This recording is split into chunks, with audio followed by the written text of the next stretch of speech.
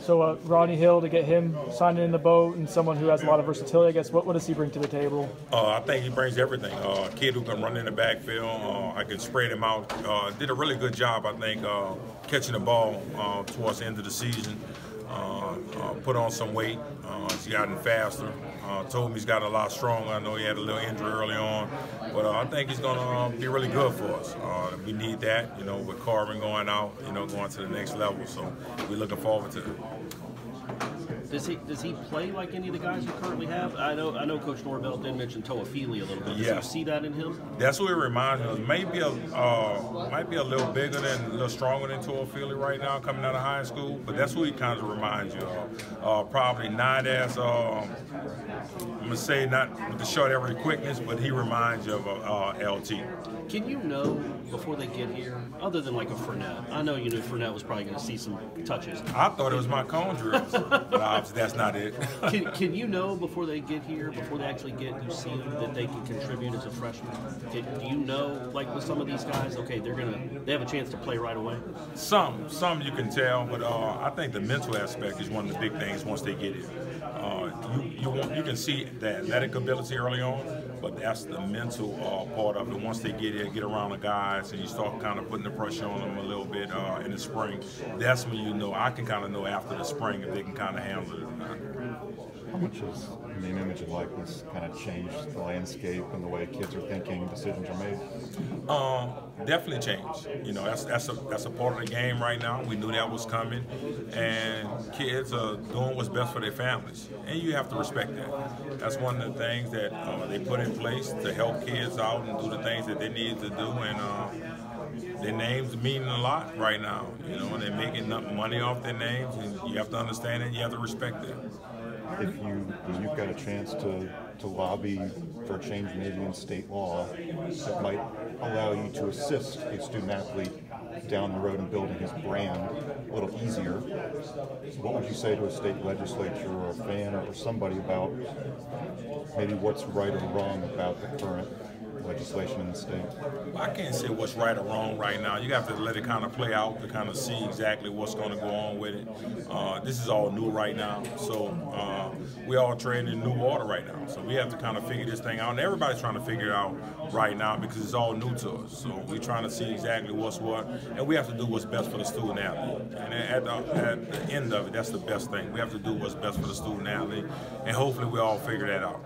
You said you're treading in water, but with the NIL and then the transfer portal, I bet it feels sometimes like a bad river, like a river flowing. How do you keep track of the high school kids?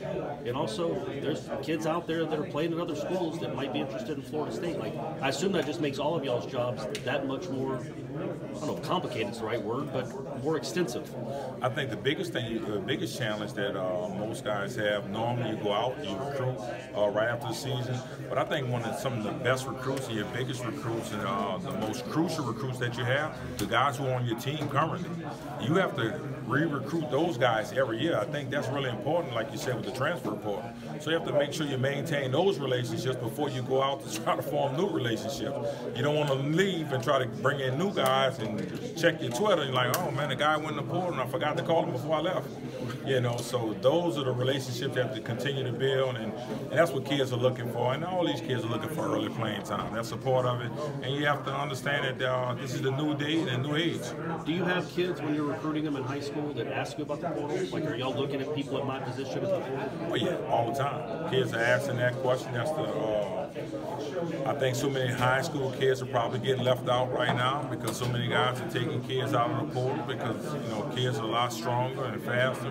But I think you have to continue to recruit high school kids. You want to build your own team up, and we're going to continue to do that. Now, if you're going to get kids out of the portal, that's a part of it right now. But high school kids do ask that question. You mentioned Jashaun a little earlier. What's it like to see him? Everything that he's gone through to get to this point to go forward and pursue his dreams of playing in the pros. Man, I'm extremely proud of Jashaun. The kid was committed, and just like we say, he was always committed to the little things. This kid did everything we asked him to do. I mean, from practice to schoolwork, everything you asked him to do, he did it. And he was a team leader. He came in from the transfer portal, but he was a leader in their running back room. I mean, from blocking to special teams, and you root for a guy like that, you know. And for that kid to graduate on Friday and declare that he wanted to go to the NFL, he did the things that he needed to do to move forward.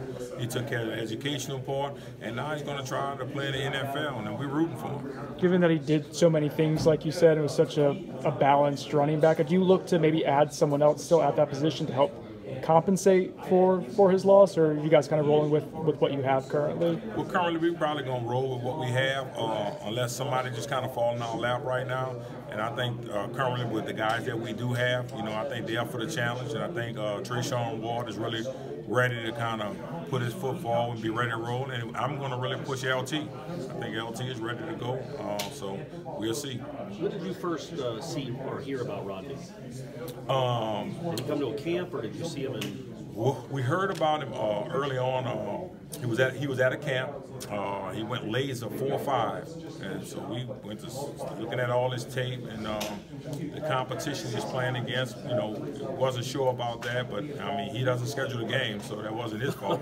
Right. So at the end of the day, he was a really good player, and we got him on campus, and we invited him with the elite guys, and had a lot of raw ability. But to run 4.5 laser time and kind of do the things that he needed to do, I think it's been a great asset for us. And the kid's a 4.0 student, so we want really smart kids. The first thing we look for is smart kids that can play fast.